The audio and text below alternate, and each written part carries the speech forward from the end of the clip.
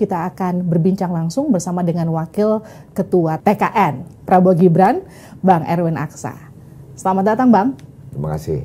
Selamat. Bang, gimana kemarin ngelihat debat perdana berlangsung? Ya, dari pengamatan, karena kita melakukan polling online ya. Kami mengamati bahwa konsisten dengan apa yang selama ini poster menyampaikan ke publik. Jadi setiap kali Pak Prabowo menyampaikan sesuatu, ada spike yang memperlihatkan bahwa pendukung kami itu senang dengan statement-statement yang disampaikan oleh Pak Prabowo. Jadi kami melihat ada juga beberapa statement yang kemudian ekspresi daripada pendukung kami kelihatannya tidak super like, artinya like tapi tidak super like. Artinya ini yang perlu diksi-diksi yang dipakai ke depan dalam debat supaya itu tadi memperkuat pemilih kami, dan juga kan masih ada yang namanya pemilih yang belum menentukan sikap. Ya, sehingga ada pemilih-pemilih yang belum menentukan sikap, sehingga dengan melihatnya debat itu, melihat pesannya, sehingga ada perpindahan pemilih dari paslon lain atau yang belum menentukan pilihan bisa menentukan pilihan nantinya. Tapi kalau Bang Erwin sendiri melihat debat Pilpres kemarin, itu murni debat adu gagasan atau justru lebih seperti adu argumen antar capres saja? Yang pasti Indonesia ini kan beda sama Amerika. Kita ini masih ada budaya timur kita, culture kita juga masih kuat. Sehingga saya melihat kemarin ada seperti tendensius, ada yang kemudian berbicara personal.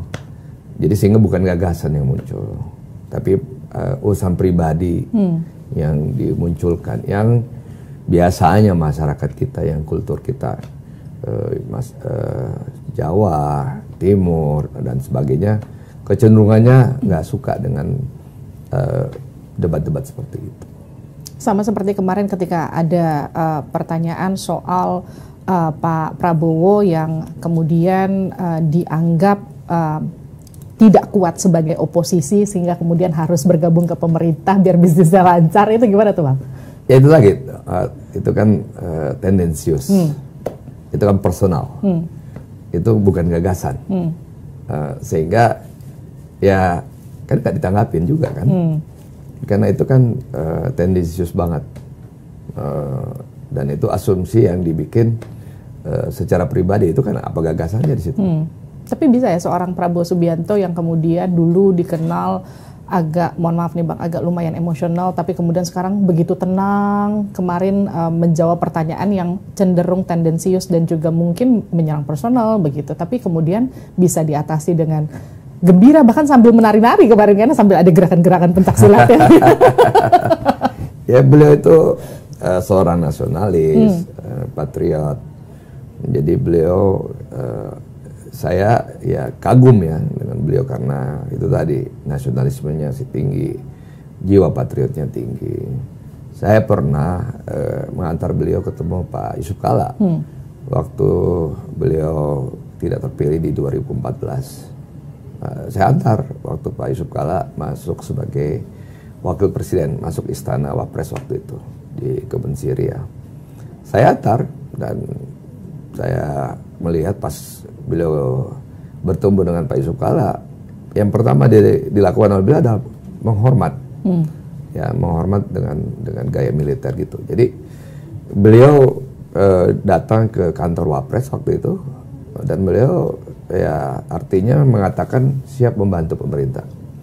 Walaupun 2014 beliau di luar kan, belum di dalam. Tetapi ya disitulah saya melihat beliau adalah seorang yang cinta tanah air, seorang patriot. Beliau tidak ingin ada yang dikatakan hardcore opposition, ya kan. Jadi beliau tetap ingin balancing aja gitu. Nah di 2019, karena saya juga ikut membantu beliau di 2019, ya beliau diajak oleh Pak Jokowi, dan karena beliau punya pengetahuan dalam geopolitik, dalam pertahanan, ya beliau mengetahui juga tentang bagaimana kondisi alutsista kita seperti apa, pertahanan kita seperti apa. Jadi saya kira kita harus bangga bahwa pemerintah Pak Jokowi ini ingin merangkul, ya, tidak ingin membangun sebuah perbedaan, dan itu diterima kan.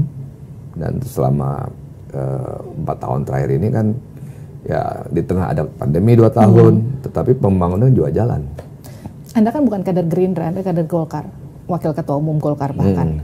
Tapi bahkan Anda rela dipecat dengan hormat dari Golkar demi mendukung Pak Prabowo. Kenapa bisa sampai segitu loyalnya? Kenapa yakin sama Pak Prabowo? Dulu saya kan terlibat dalam Pilkada DKI. Waktu itu yang mengusung Pak Anies kan Pak Prabowo juga. Nah, dari situ saya ada hubungan yang baik, karena kita sering diskusi, sering ngobrol dan sebagainya. Saya melihat beliau, ya itu tadi, nasionalismenya dan patriotismenya yang tinggi. Saya kagum sama beliau.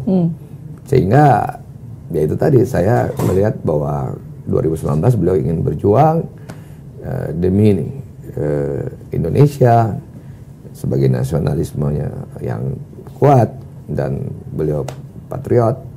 Ya saya berada di Prabowo Sandi waktu itu kan. Dan saya mundur dari partai waktu itu sebagai pengurus. Bang Erwin, 1 kali Pak Prabowo jadi cawapres, ini yang ketiga kali untuk jadi capres. Apa keyakinan yang bikin abang yakin kali ini Pak Prabowo pasti menang? Yang paling penting kan ada nuans yang berubah, suasana yang berubah. Bahwa pemilih Indonesia itu adalah pemilih tengah, pemilih yang ingin berbicara tentang masa depan, berbicara tentang keadilan, berbicara tentang ekonomi. Sehingga beliau kan sekarang ini selalu memposisikan sebagai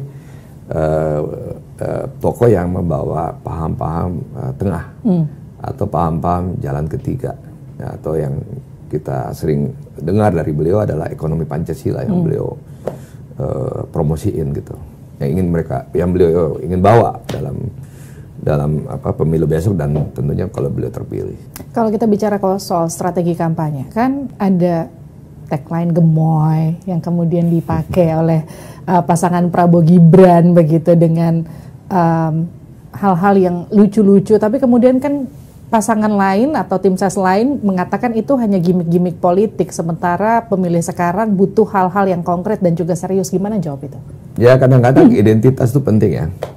Contoh Pak SBY, ya beliau kan seorang yang kuat narasinya dalam pesan, retorikanya bagus. Kemudian muncul Pak Jokowi yang wong deso, dekat dengan rakyat, ada identitas semacam itu. Nah kemudian sekarang kan masyarakat ingin melihat juga pemimpinnya tegas, tapi di satu sisi ingin pemimpinnya yang lembut. Ya pernah saya beritahu Pak Prabowo lebih setahun lalu ya, saya sampaikan bahwa we don't need a tough person to cut tender chicken.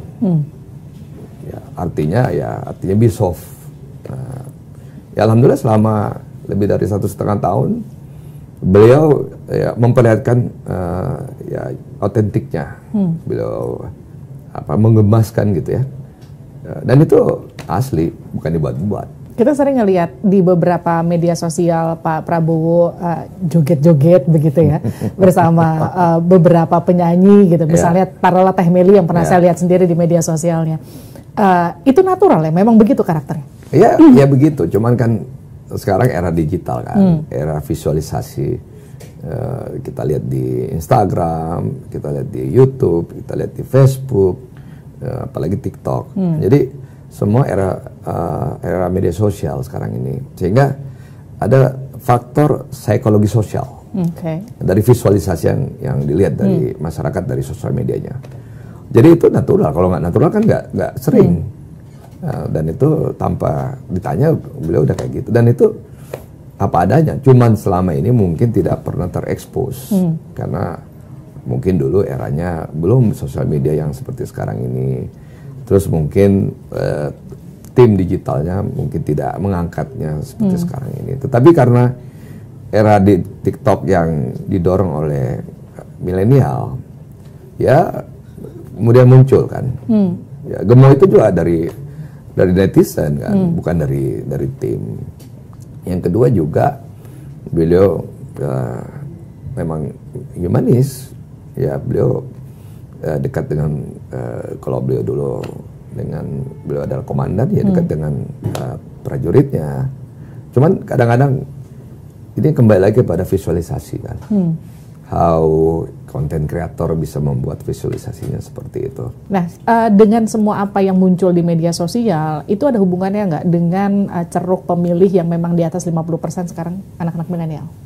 Ya, karena anak-anak milenial kan ingin mencari pemimpinnya pertama bisa menjawab kegelisahan mereka tentang biasanya lapangan pekerjaan. Terus biasa tentang corruption. Terus kemudian tentang save the planet. Nah, tentang ya mereka punya cost of living, ya, seperti begitu. Nah, pertanyaannya biasa kita tanya, who do you think can solve your problem? Siapa yang bisa solve your problem? Nah, pertanyaan sederhana, kamu milih pemimpin yang cerdas atau yang tegas? Kemarin juga sempat disinggung soal cawapres milenial, itu yang sempat disinggung oleh Mas Anies ya. Dan bila kita saksikan hari ini ada satu orang milenial bisa menjadi calon wakil presiden. Tetapi ada ribuan milenial, generasi Z yang peduli pada anak-anak bangsa, yang peduli pada mereka yang termarginalkan. Ketika mereka mengungkapkan pendapat, ketika mereka mengkritik pemerintah, justru mereka sering dihadapi dengan kekerasan, dihadapi dengan benturan, dan bahkan gas air mata. Apakah kondisi ini akan dibiarkan? Tidak, kita harus lakukan perubahan. Ada cawapres milenial, tapi ada juga anak-anak milenial lain yang mungkin dianggap masih cukup kesulitan khususnya untuk berekspresi begitu. Jadi dipilihnya Gibran sebagai cawapresnya Pak Prabowo secara elektoral, menurut Anda itu menguntungkan atau justru merugikan? Kalau kita lihat poster kan impact-nya kan malah positif ya. Bahwa poster mengatakan sekian persen itu kan artinya tidak ada impact pull down. Malah impactnya pull up kan, push up gitu, jadi mendorong ke atas. Jadi bahwa isu yang ada di masyarakat hari ini adalah isu sembako, isu lapangan pekerjaan, isu corruption. Jadi itu yang harus dijawab. Jadi masyarakat itu kembali lagi isunya, isu hari-hari, isu setiap hari. Jadi artinya boleh kita di atas ngomong A, B, C, D, tapi di bawah isu mereka adalah isu kehidupan mereka sehari-hari. Gitu, mereka harus struggle dengan bagaimana beli sembako, bagaimana mereka harus cari lapangan pekerjaan, terus bagaimana mereka merasa bahwa ada ketidakadilan, sehingga perasaan mereka ada yang korup.